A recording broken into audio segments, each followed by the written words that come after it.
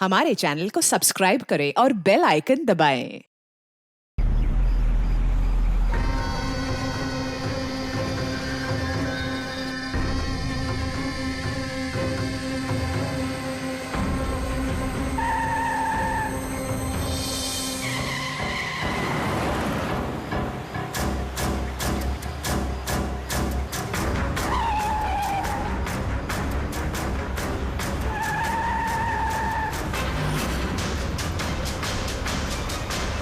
चलती गाड़ी में सोना अच्छी बात नहीं है।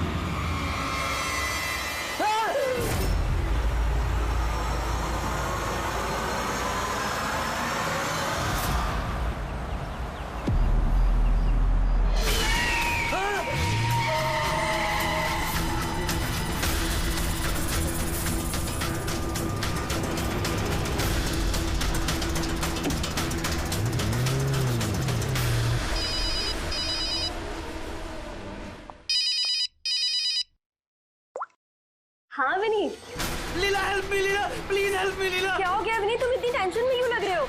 लीला ये लोग मुझे मार डालेंगे लीला। कौन मार डालेगा विनीत, तुम किसकी बातें कर रहे हो? लीला आई थिंक मैं लाइफ में कभी तुमसे नहीं मिल पाऊंगा लीला। विनीत बकवास बंद करो। कहाँ पे हो तुम, मुझे अपनी एग्जैक्ट लोकेशन बताओ। मैं सेबस्टन रोड पे हूँ, पुराने पोस्ट ऑफिस के पास। विनीत एक काम करो, तुम वहीं पे रुको, मैं टैक्सी लेके अभी वहीं पे तुम्हें लेने आती हूँ। हेलो लीला। हेलो विनीत, तुम ठीक हो? फोन को भी हेलो लीला।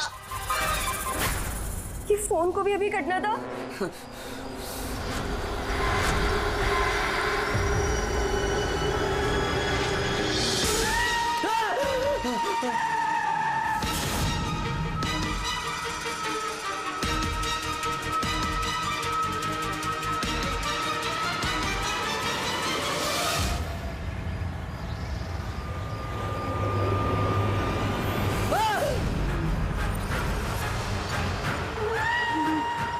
भगवान प्लीज हेल्प मी, मुझे मेरे घर तक पहुंचा दो प्लीज।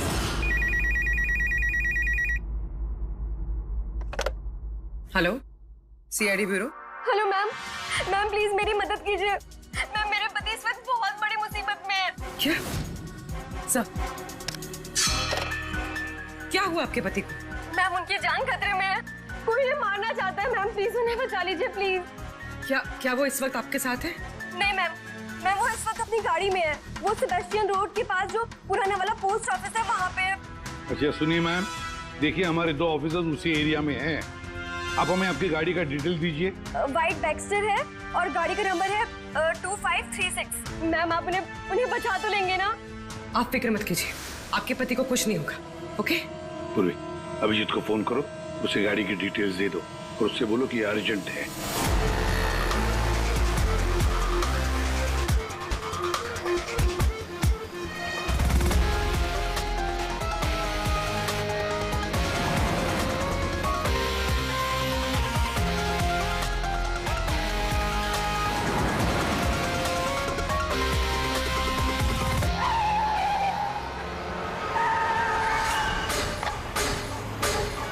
या यही नंबर है।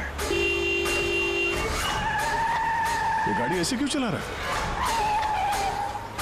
ये तो एक्सीडेंट कर देगा।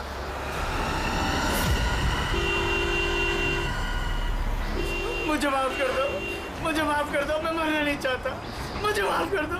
किससे बातें कर रहा है? गाड़ी में तो कोई नहीं है। अरे विनीत, किससे बात कर रहा है? गाड़ी में कोई नहीं है। अंधे हो तुम लोग, तुम्हें दिखाई नहीं दे रहा? इतने सारे लोग मुझे बुला रहे हैं। कर क्या रहा है ये? मुझे माफ कर दो, मैं मरना नहीं चाहता। पागल हो गया लगता है। विनीत, विनीत, विनीत, तुम्हारी जान को खतरा हो सकता है, रुक जाओ।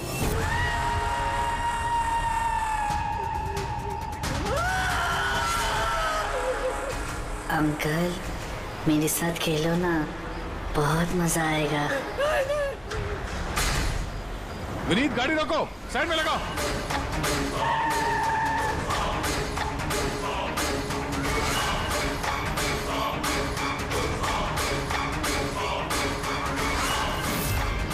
रुक जाओ विनीत, विनीत।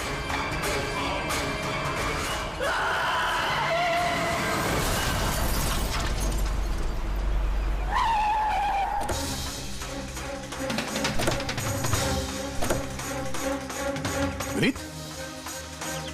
ओह नो, ये तो मर चुका है। स्मेल है।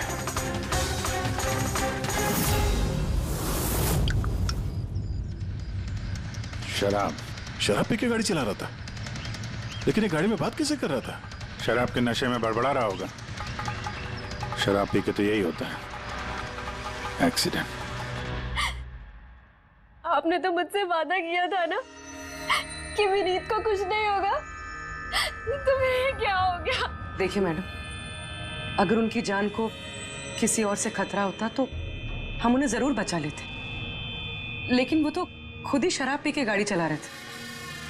आप तो जानती हैं कितना खतरनाक है। नहीं, उनकी जान खुद उनकी वजह से नहीं गई है, बल्कि उन लोगों की वजह से गई है जो इतने दिनों से उन्हें परेशान कर रहे थे। कौन लोग? सुबह शाम सोते जागते हर वक्त वो उन्हें सताते रहते थे। वो इतना ज्यादा परेशान हो गए थे कि उन्होंने अपने बिजनेस पे भी पूरी तरह से ध्यान देना बंद कर दिया था। किन लोगों की बात कर रही हैं आप? जरा साफ साफ बताइए। मैम, विनीत की मौत हमारे सामने हुई थी और उस वक्त कार में उसके अलावा और कोई भी नहीं था, तो उसकी मौत का दोष आप किसी और को कैसे दे सकती हैं? क्योंकि उनका खून हुआ है। मर्डर है ये, मर्डर। मर्डर हुआ है? आप जानती हैं किसने किया ये? आत्माओं ने। भले ही आप लोगों ने वो आत्माएं नहीं देखी होगी, लेकिन विनीत उन्हें साफ साफ देख सकते थे। सीआईडी आत्माओं को नहीं मानती। आप भी मानते सर। अगर आपने तो 2 हफ्ते पहले वाला नजारा देखा होता। लीला उठो, उठो लीला, लीला उठो। विनीत,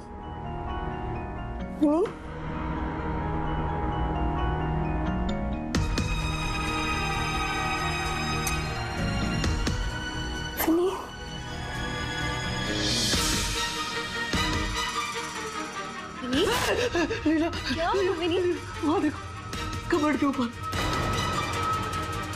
क्या है वहाँ विनीत? लीला, कबर्ड के ऊपर मुझे घूर रहा है। लीला, मुझे सोने नहीं दे रहा वो। विनीत, वहाँ पे कुछ नहीं है, कुछ नहीं है वहाँ पे। तुमने ना जरूर कोई बुरा सपना देखा है। चलो आगे सो जाओ। मैंने कोई सपना नहीं देखा और वो देखो अभी भी घूर रहा है और तुमको दिख क्यों नहीं रहा यार? विनीत, वहाँ पे कुछ नहीं है। तुम्हारी तबीयत ठीक नहीं है विनीत, तुम आगे सो जाओ। चलो, कुछ नहीं है विनीत, है ना बुरा सपना देखा इसलिए ये सब हो रहा है। सॉरी, मुझे माफ कर दो प्लीज। एक मिनट, ये विनीत किस चीज के लिए माफी मांग रहा था? ये तो मुझे भी नहीं पता सर। विनीत काम क्या करता था? सर, उनकी कंपनी हॉस्पिटल्स में मेडिकल इक्विपमेंट सप्लाई करती थी। आप श्योर है कि वो विनीत का खून आत्मा नहीं किया? सर, मुझे पहले तो नहीं लगता था, क्योंकि ना तो मैंने कभी कोई आत्मा देखी थी और न ही कभी मैंने उनकी आवाज सुनी थी। लेकिन बाद में मुझे विनीत की बातों पे यकीन होने लगा कि वो सच कहता था।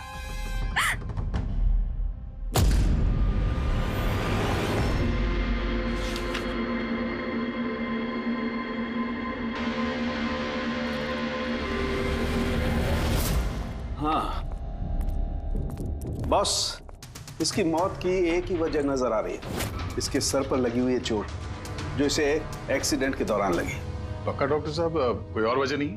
अब विसरल सैंपल्स को चेक करना अभी बाकी है, लेकिन प्राइमा फेसी तो यही दिखता है कि मौत की वजह एक्सीडेंट है। तो बॉस, इसके खून में हमें अल्कोहल की बहुत ज्यादा मात्रा मिली, तो मुझे लगता है उसी की वजह से इसे हेलुसिनेशन होने लगे और इसने टक्कर मार दी। मतलब ये खून का मामला नहीं है। हम फ्यूनरल के लिए बॉडी को लौटा सकते हैं। अगर कुछ डाउट हुआ तो विसरल सैंपल से पता लग जाएगा। पता नहीं सर क्यों अभी मुझे ऐसा लग रहा है कि ये केस उतना सीधा नहीं है, क्योंकि जब हमने लीला से पूछा कि ये विनीत किससे माफी मांग रहा था तो वो बात को टाल गई। हम लोग भी फ्यूनरल में जाएं क्या? वहाँ रिलेटिव भी होंगे, फ्रेंड्स भी होंगे, बहुत सारे लोग होंगे। देखते हैं कुछ पता चलता है। जाओ, जरूर जाओ फ्यूनरल में।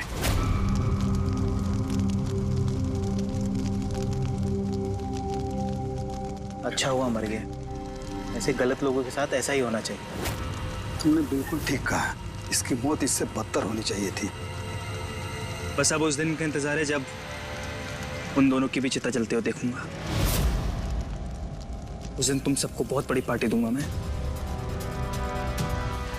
क्या प्रॉब्लम क्या तुम्हारी? हाँ? यहाँ पर एक आदमी की चिता जल रही है, शौक मनाने के बजाय जश्न मनाने की बात करो तुम लोग। क्यों ना मनाओ जश्न? अरे असली जश्न तो उस दिन मनेगा जिस दिन ये दोनों भी अग्नि की भेंट चढ़ेंगे। वो दोनों अग्नि की भेंट चढ़े या ना चढ़े, तुम सीआईडी के हत्थे जरूर चढ़ोगे। सर अगर आप लोग सीआईडी से हैं तो आपको मुजरिमों का साथ देने के बजाय हम लोगों को इंसाफ दिलाना चाहिए सर। एक मिनट कहना क्या चाहते हो, पूरी बात बताओ। सर मेरा नाम रोहित है और मेरे पिताजी पर्पल हॉस्पिटल में एडमिट थे। डॉक्टर सर वो वेंटिलेटर पे। डॉक्टर, नर्स डॉक्टर का रिलैक्स। मेरे पिताजी मर रहे हैं वहाँ पे, प्लीज डॉक्टर को बुलाइए प्लीज। क्या हुआ? क्यों शोर मचा रहे हो? शोर ना मचाऊं तो क्या करूं? मेरे पिताजी मर रहे हैं वहाँ पर और आपका स्टाफ यहाँ बैठकर मक्खियाँ मार रहा है। आप शांत हो जाइए प्लीज। आप जाइए पेशेंट के पास, हम आते हैं। मैम प्लीज जल्दी कीजिए प्लीज। हाँ गजब हो गया, सारे के सारे वेंटिलेटर्स एक एक बंद हो रहे हैं। यस मैम, हमारे 2 इंटर्न्स मैनुअली ऑक्सीजन दे रहे हैं कुछ पेशेंट्स को। मैम हर पेशेंट के साथ ऐसा नहीं हो सकता, अगर वेंटिलेटर्स ठीक नहीं हुआ तो पेशेंट मर जाएंगे। धीरे बोलो। अरे ये हॉस्पिटल के रेपुटेशन का सवाल है, अगर मरीजों के घर वालों को पता चल गया है ना फिर बवाल हो जाएगा। आप प्लीज 2 मिनट का वक्त दीजिए, हम सोल्यूशन। मैम एक एक करके सारे वेंटिलेटर्स बंद हो रहे हैं। बाकी के वार्ड्स में चेक करो। Okay ma'am. अरे वो सप्लायर विनीत को फोन करो ना, वो ही अभी कुछ कर सकता है। बस टेंशन लेने की जरूरत। डॉक्टर महक हुआ क्या है सर? सर वेंटिलेटर बंद हो रहे हैं सारे। आप प्लीज शांत रहिए, मैं बात करती हूँ ना। सर एक एक करके सारे वेंटिलेटर्स बंद हो गए। क्या ऐसे कैसे हो सकता है? तो किसी हॉस्पिटल में फोन करो ना, वहां से मंगवाओ। अरे राजा फोन लगाओ और मैं एक काम करूँ, टेक्नीशियन जो यहाँ पर है उसको बुलाओ। राजा क्या हो गया तुम्हें? तुम्हें सुनाई नहीं देता सर क्या आप कह रहे? आप लोग क्या डिस्कशन में टाइम वेस्ट कर रहे हैं? मेरे पिताजी मर जाएंगे वहाँ पर। प्लीज जल्दी आइए प्लीज। बस आते ही है please. Ma'am very bad news. 2 patients की जान चली गई है, 5 पेशेंट्स बहुत क्रिटिकल कंडीशन में हैं। सर अगर आज हम लोगों का परिवार हमारे साथ नहीं है तो उसके जिम्मेदार सिर्फ और सिर्फ ये 3 लोग हैं, विनीत, महक और राजा। ये विनीत तो इक्विपमेंट सप्लाई करता था ना? जी सर। और ये महक राजा? सर जिस दिन ये हादसा हुआ उस दिन महक डॉक्टर इंचार्ज थी और राजा हॉस्पिटल का एडमिन संभालता था। ये सिर्फ राजा और महक आए हॉस्पिटल से या और लोग भी आए वहाँ के? आए ना सर, वो हेड नर्स परिणीता, वो शेखर जो की मेंटेनेंस में, और वो डॉक्टर केदार इस हॉस्पिटल के मालिक। ठीक है, अभी शांत हो जाओ। हम इस मामले के तह तक जाएंगे। अगर तुम्हारे पिताजी के साथ नाइंसाफी हुई है तो उन्हें इंसाफ जरूर मिलेगा।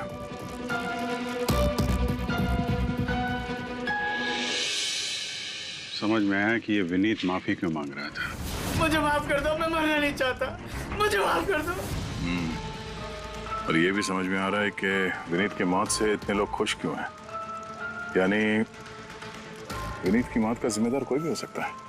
अब विनीत के बाद खूनी का अगला निशाना ये महक और राजा हो सकते हैं।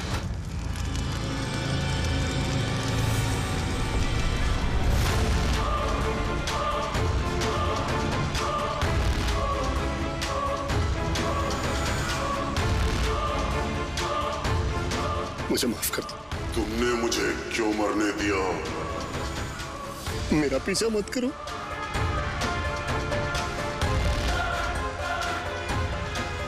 ये बात किससे कर रहा है? मेरा पीछा मत करो। उन्हीं काल्पनिक लोगों से जिससे विनीत बात कर रहा था।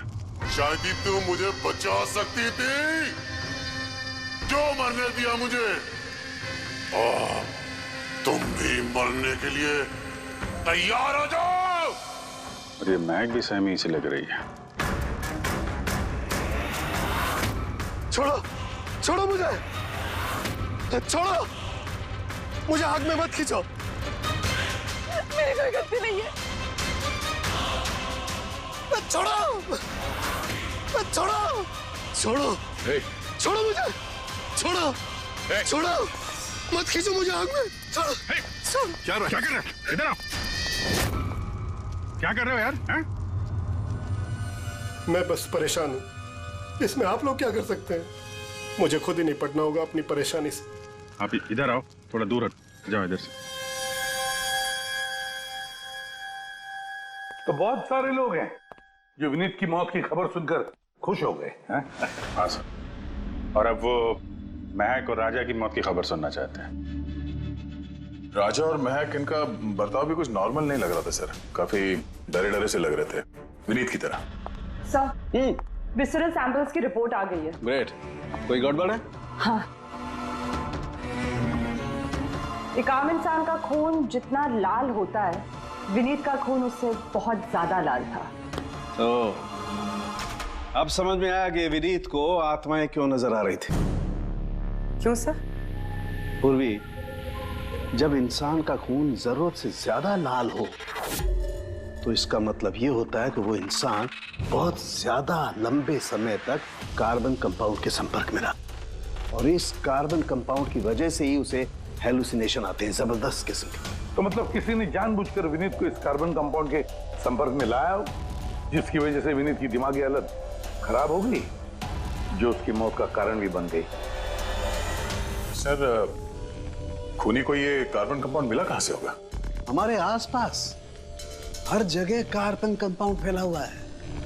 मॉडर्न जिंदगी में हम जितनी भी मशीनों का इस्तेमाल करते हैं, वो सब की सब, लगभग सब की सब कार्बन कंपाउंड निकालती हैं। हाँ, कोई भी मशीनों के साथ छेड़खानी करके ऐसी साजिश कर सकता है।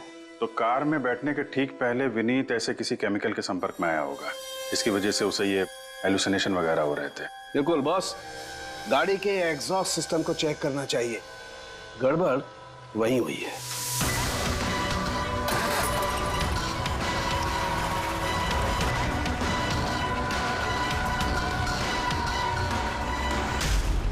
सालों के सर तो सही बोले थे सर, भाई इसमें से तो केमिकल भर भर के आ रहा है।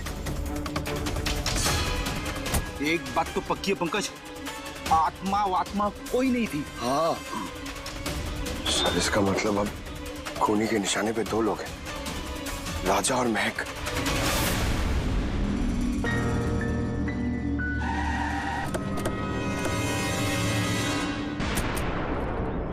फ्यूनरल में राजा का बर्ताव ठीक नहीं था, अभी भी उसकी मानसिक स्थिति ठीक नहीं है। अरे सर, दरवाजा तो खुला है। ये खूनी राजा तक पहुंच तो नहीं गया? ये क्या माहौल है? कैंडल्स,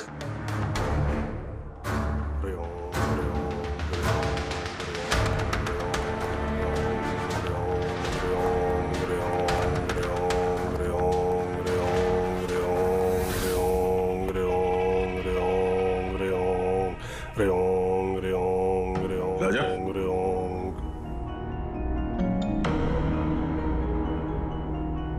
आप ठीक हो? कौन है आप लोग? सीआईडी। विनीत के अंतिम संस्कार में मिले थे हम लोग, तुम आग में कूदने वाले थे, हमने तुम्हें रोका था, भूल गए? अब आप लोगों को मुझे रोकने या बचाने की जरूरत नहीं पड़ेगी। जब तक विनीत का खूनी पकड़ा नहीं जाता, तुम्हारी जान को भी खतरा है। अच्छा सच सच बताना, उन 12 मरीजों की मौत क्या तुम्हारी लापरवाही की वजह से गई थी? खबरदार जो मुझ पर ऐसा गंदा और झूठा इल्जाम लगाया तो।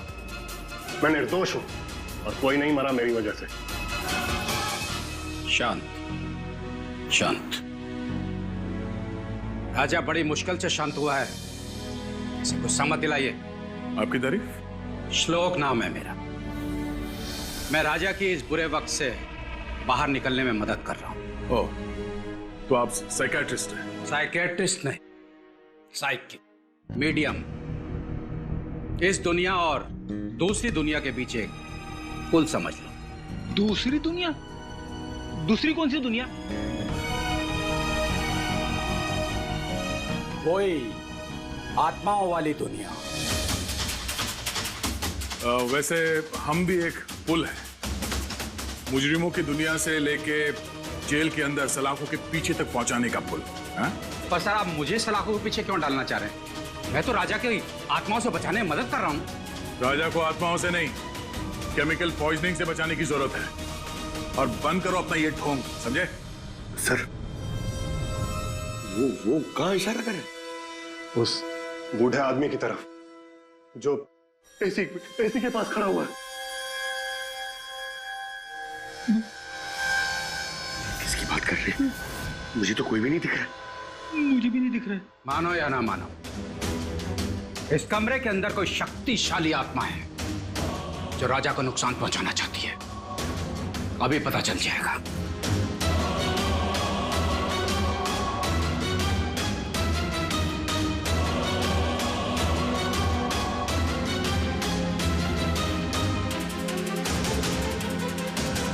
मीटर से आत्मा देखेंगे?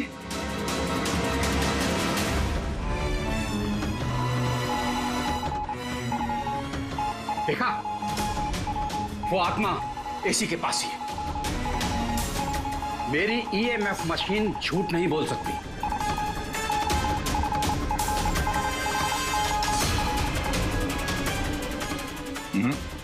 पर हमारा भी ये मीटर गलत नहीं हो सकता, समझे? रेडी? लगता है राजा को कार्बन कंपाउंड का असर उसकी गाड़ी से ही हुआ है। एक काम करो, ये मीटर ले जाओ, उसकी कार चेक करो। रेडी? पंकज,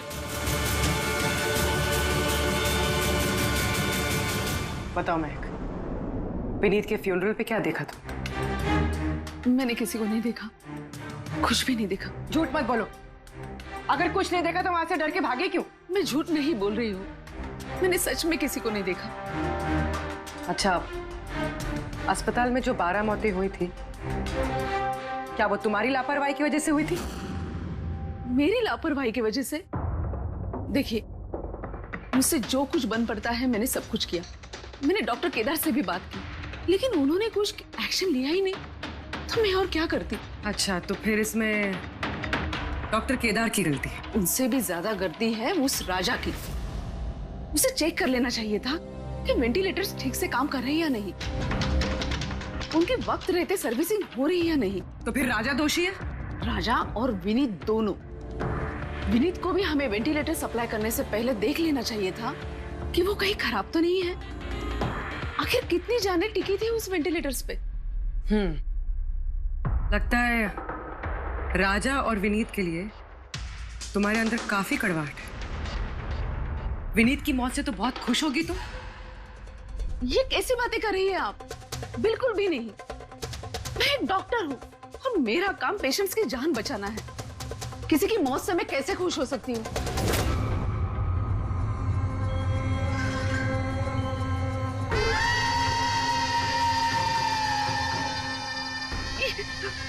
वो आ गया, वो आ गया, वो देखिए। लेकिन यहाँ तो कोई नहीं। पीछे यहाँ पर कोई नहीं है। देखो, तुम घबराओ मत। जब तक मैं हूं तुम्हें कुछ नहीं होगा। हाँ?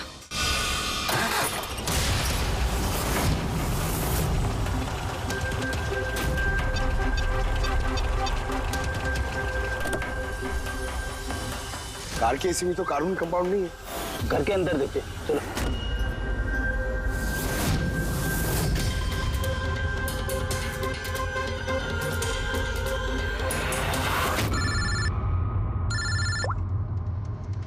हाँ पूर्वी,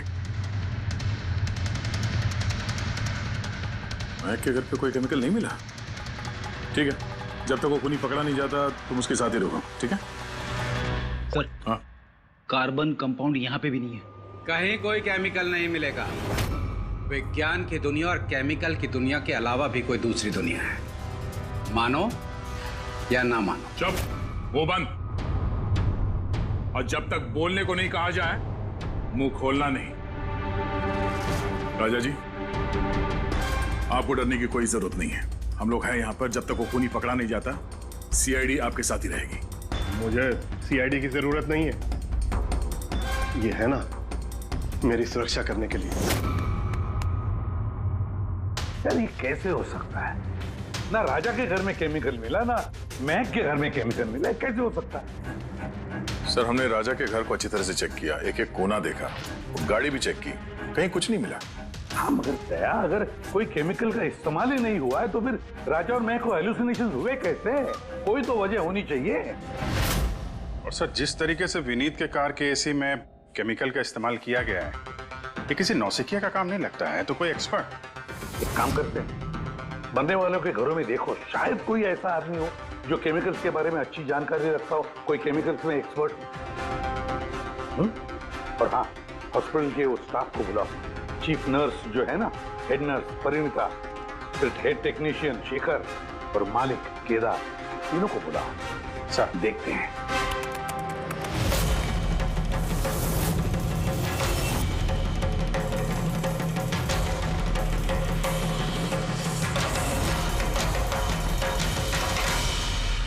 तुम्हारा नाम शेखर है? Yes sir.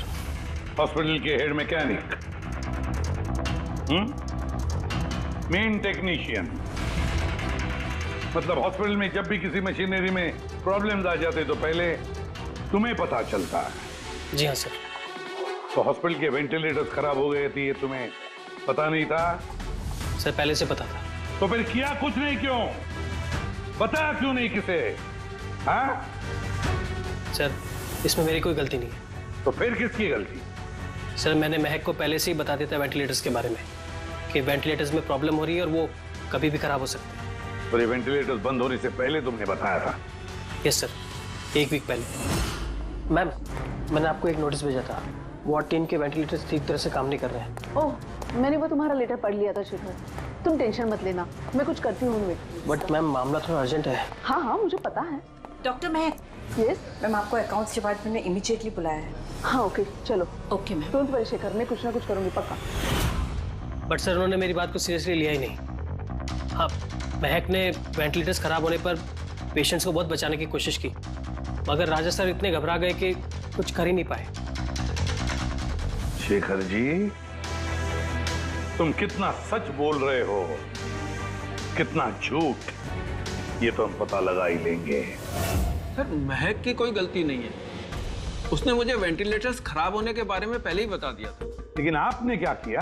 सर मैंने हॉस्पिटल के एडमिन हेड को बता दिया था, राजा को, क्योंकि हॉस्पिटल के जितने भी ये मशीनरी है उनकी देखरेख की जिम्मेदारी एडमिन हेड की होती है सर। तो आपने एडमिनिस्ट्रेटिव हेड राजा को बता दिया और आपकी जिम्मेदारी खत्म हो गई। आप मालिक है ना इस हॉस्पिटल के, तो जिम्मेदारी खत्म कैसे होती है आपकी? सर मैंने अपनी जिम्मेदारी निभाई, तभी तो मैं खुद गया राजा के केबिन में। राजा। जी सर। ये सब क्या कर रहे हो? अरे ये सब जरूरी नहीं है, इतने सारे मरीजों की सांसें वेंटिलेटर के भरोसे चल रही हैं, तुम यहाँ बैठे हो, अरे कुछ करो ना। जी सर, मैं अभी सप्लायर से बात करके वेंटिलेटर बदलवा देता हूँ। प्लीज प्लीज जल्दी करो। जी सर मुझे समझ में नहीं आ रहा कि उन्होंने वेंटिलेटर्स बदलवाए क्यों नहीं। मैं हैरान हूँ सर, कोई भी केदार जी पे उंगली उठा नहीं रहा है। हर कोई राजा, विनीत और महक के पीछे पड़ा हुआ है। वही तो, हॉस्पिटल के मालिक है ना केदार जी, तो पूरी की पूरी जिम्मेदारी भी केदार जी तुम्हारी है। लेकिन सर अब मैं खुद जाके तो रिपेयर नहीं कर सकता ना वेंटिलेटर्स। सर मेरा काम है कि कंसर्न डिपार्टमेंट को इन्फॉर्म करना, और सर वो मैंने कर दिया। बल्कि मैंने विनीत से खुद बात करी, मैंने उससे कहा कि अगर ये रिपेयर हो सकते हैं तो रिपेयर करे, वरना इनको चेंज कर दे, और उसने कोई एक्शन ही नहीं लिया। उसने कोई एक्शन नहीं लिया, उसने कोई एक्शन नहीं लिया। आपने क्या एक्शन लिया? और नाम भी ले रहे हो तो विनीत का जो मर चुका है, या राजा का जो जवाब देने की हालत में नहीं है। सर जो सच था वो मैंने आपको बता दिया, अब वो मानना ना मानना सर आपके हाथ में है। परिणीता। जी सर। हॉस्पिटल की हेड नर्स, तो तुम हॉस्पिटल के बारे में सब कुछ जानती होंगी? जी सर। तो फिर अब सच सच बताओ, ये जो कुछ भी हुआ है किसकी लापरवाही से हुआ है? बताओ जल्दी। हाँ सर, बताती हूँ। मेरे साथ धोखाधड़ी करने की कोशिश मत करना राजा। और हाँ, अगर मशीनों में कोई फिजिकल डैमेज है वो वारंटी में नहीं आता। अगर तुमको नए वेंटिलेटर चाहिए तो पूरी कॉस्ट पे करनी होगी, समझा? मैंने तुमसे घटिया इंसान आज तक अपनी जिंदगी में नहीं देखा। अब ना तो हमारा हॉस्पिटल तुमसे कोई सामान लेगा और ना ही शहर का कोई दूसरा हॉस्पिटल। सुनो, ये धमकी किसी और को देना जानता नहीं तुझे मैं कौन हूँ? जो करना है कर ले।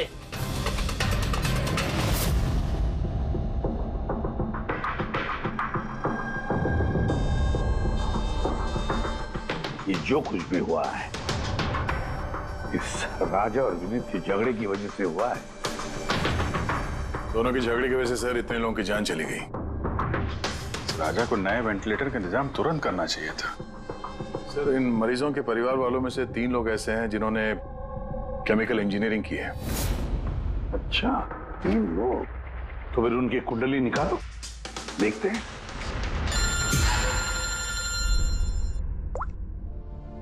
Hello ACP Pradyuman.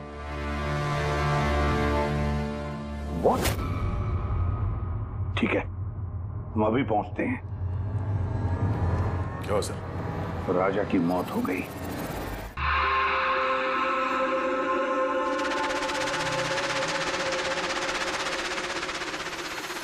दया, मौत तो इसकी सर पे चोट लगने की वजह से हुई। लगता है छत से कूद गया है। जरूर हेलुसिनेशंस इतने भारी पड़ गए होंगे कि दिल मिलाकर राजा ने ऊपर से छलांग लगा दी। और तुम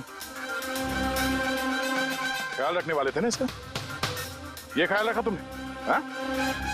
सर राजा तो एकदम शांत तरीके से सो गया था। मुझे क्या पता था कि अचानक उठ जाएगा और खुदकुशी कर लेगा। जिस वक्त ये सब हुआ तुम कहाँ थे? हाँ? सर मैं दूसरे कमरे में सो रहा था, तभी मुझे राजा के जोर जोर से चीखने की आवाज सुनाई दी। मुझे इन आत्माओं को नहीं झेलना, मुझे इसे निजात चाहिए, आजादी चाहिए। और जब तक मैं इसके पास पहुंचता ये छत से कूद गया साहब। वाह क्या बात है, राजा को अकेले छोड़कर तुम घोड़े बेच के सो रहे थे? हाँ? मैंने तो कमर कस ली थी कि नहीं सोऊंगा, पर न जाने कैसे नींद आ गई। जरूर मुझे उन आत्माओं ने सुला दिया होगा। आप ये देखिए सर, मीटर की रीडिंग भी कितनी बढ़ गई है। मुझे मेरी तबीयत भी कुछ कमजोर लग रही है सर। अगर दोबारा ये मीटर दिखा दिया ना मुझे तो याद रख। एक मिनट दया, 1 मिनट भाई, जरा मीटर देना मुझे। ये लीजिए। ये मीटर मैं रख लेता हूँ। हाँ? तुम्हें लौटा दूंगा बाद में। जी सर, पर दे दीजिएगा। हाँ जरूर दे दूंगा। अभी एक काम करो, अभी तुम घर जाके थोड़ा आराम करो। थक गए हो ना, बहुत कमजोरी होगी तुम्हें। हाँ? जी सर। बराबर सोए नहीं, जाओ आराम करो। ये क्या डॉक्टर साहब, उसे जाने दिया और ये मीटर रख लिया? दया, ये मीटर जो है ना, ये बड़े काम की चीज है।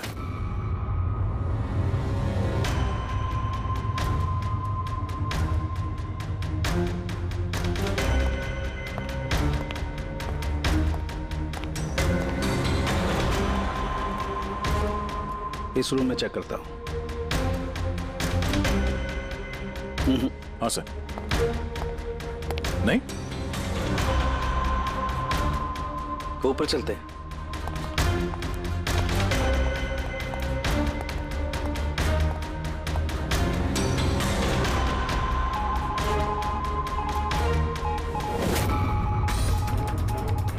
ये सालू के सर आराम से, ये नीडल तो जंगली घोड़े की तरह भाग रहा है।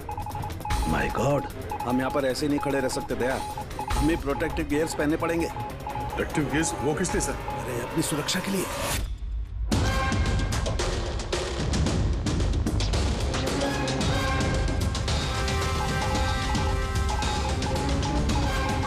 ये देखो, सबसे ज्यादा मीटर रीडिंग यहीं पर है, इस एसी के नीचे।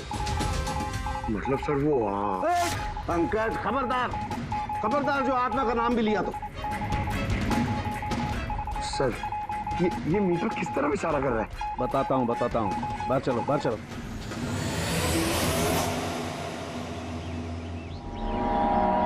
देखा दया, ये है EMF, इलेक्ट्रोमैग्नेटिक फील्ड डिटेक्ट करता है ये।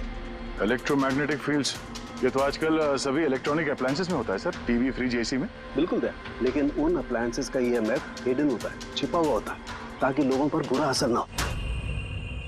कैसा बुरा असर? इसकी वजह से लोगों को नौशिया हो सकता है, जी घबरा सकता है, बेचैनी हो सकती है, और अगर ज्यादा देर तक संपर्क में रहे तो हेलुसिनेशन होना भी कोई बड़ी बात नहीं है। ओह, मतलब राजा को ये हेलुसिनेशन किसी केमिकल की वजह से नहीं हुआ है, अपने घर के इलेक्ट्रॉनिक अप्लायंसेस की वजह से हुआ है। क्योंकि उसका वो ईएमएफ ढका हुआ नहीं था। बिल्कुल।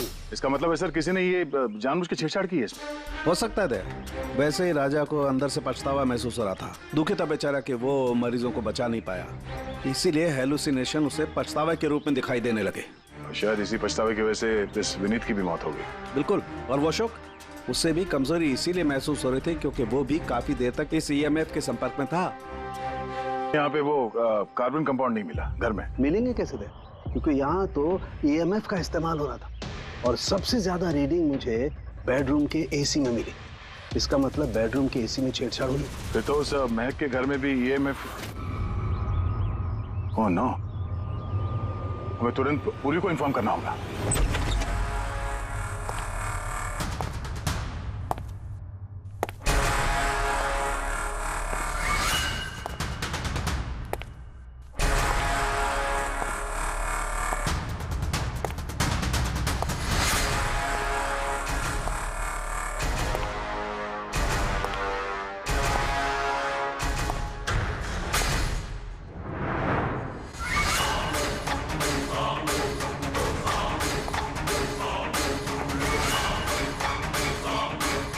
जान लेकर चैन नहीं पड़ा तुम्हें, जो फिर से मुझे मारने आई हो।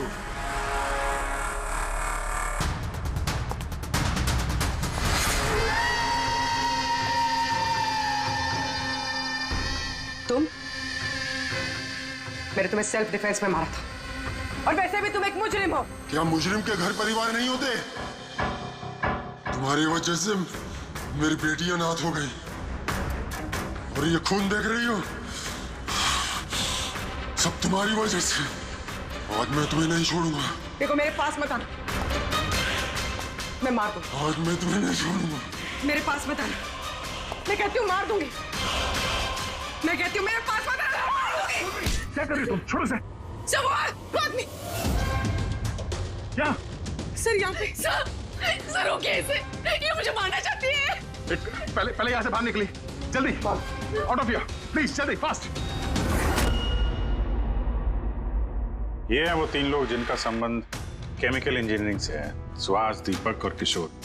खूनी इनमें से कोई भी हो सकता है। नहीं अभिजीत, कार के एसी में केमिकल फिक्स करना अलग बात है और इलेक्ट्रोमैग्नेटिक फील्ड को इतनी होशियारी के साथ इस्तेमाल करना अलग बात है। मुझे लगता है ये कोई ऐसा आदमी है जिसे साइंस की, मेडिकल साइंस की बहुत अच्छी जानकारी है, या तो कोई डॉक्टर या कोई साइंटिस्ट। जिसने भी किया उसने पूरा बंदोबस्त किया था इस इलेक्ट्रोमैग्नेटिक फील्ड का कि ये महक और राजा दोनों कायम के लिए उस ईएमएफ के असर में रहे हैं। हो सकता है जब ये दोनों हॉस्पिटल में अपना काम कर रहे थे तब भी ये ईएमएफ वहां पर प्रेजेंट था। तो फिर सर शायद हॉस्पिटल के किसी मशीन के साथ भी छेड़छाड़ की गई होगी। बिल्कुल दया, बिल्कुल। और ये करने वाला वही है, हॉस्पिटल का अंदर वाला। तो ये वो जगह है जहाँ पे महक और राजा बैठा करते थे? जी हाँ। और कौन कौन आ जा सकता था इस कमरे में? सर सिर्फ स्टाफ वालों को अंदर जाने की परमिशन थी, वो भी अगर कोई काम हो तो। मतलब बाहर का कोई आदमी यहाँ नहीं आ सकता? नहीं सर, यहाँ तक कि मरीजों को भी अंदर जाने की इजाजत नहीं थी। इसका मतलब तो ये हुआ कि स्टाफ का कोई है, मतलब आप में से कोई एक खूनी है। ये आप कैसे कह सकते हैं? ये हम नहीं कह रहे हैं, ये ईएमएफ मशीन कह रही है जिसने हमें सब कुछ बता दिया है। और इस ईएमएफ मशीन के हिसाब से इस एसी के साथ छेड़छाड़ की गई थी। इसका मतलब है राजा और महक को मारने की कोशिश की गई थी, मगर बेचारा राजा मारा गया। एसी के साथ छेड़छाड़? क्या कह रहे हैं आप लोग? हमें तो कुछ समझ में नहीं आ रहा। ये बात इस कमरे में मौजूद वही इंसान समझ सकता है जो खुद खूनी है। और वो आज यहाँ एक प्रोटेक्टिव गियर पहन के आया है ताकि इलेक्ट्रोमैग्नेटिक फ्रीक्वेंसी से उसे कोई नुकसान ना हो। क्यों? कौन है वो?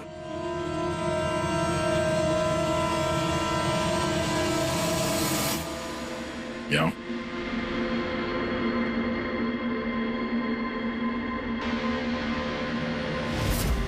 फैशन सेंस तो बहुत अच्छा है तुम्हारा शेखर। कपड़े के अंदर ये सुरक्षा कवच। तुम्हारे सारे पत्ते खुल चुके हैं शेखर। हमने तुम्हारे बारे में सब कुछ पता लगा लिया है। तुम ही यहाँ पे सिर्फ ऐसे टेक्नीशियन हो जो एसी के साथ छेड़छाड़ कर सकते हैं। अब जल्दी बताओ, क्यों किया तुमने ऐसा?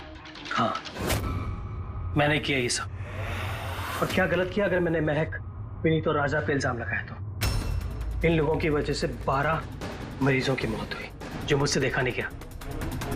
और मैंने सोचा कि इन लोगों को भी वैसी ही मौत मिलनी चाहिए जैसे उन 12 मरीजों को मिली। इसलिए मैंने EMF और कार्बन कंपाउंड के जहर का इस्तेमाल किया ताकि इन लोगों को ऐसी मौत दे सकूं। मौत नहीं, एक भयानक मौत। और ये मेरा इंसाफ था। इंसाफ करने का हक सिर्फ कानून को है, किसी और को नहीं, समझे? तुम जानते थे उस केमिकल के इस्तेमाल से उन लोगों को हैलुसिनेशन होगा। वो मरे हुए मरीज उन्हें सामने दिखाई देंगे जिसकी वजह से वो पागल हो जाएंगे। क्यों? और मैं अपने मकसद में कामयाब भी हुआ। जैसी मैं मौत चाहता था वैसी ही मौत विनीत और राजा को मिली। मगर अफसोस, महक को आपने एंड मोमेंट पे बचा।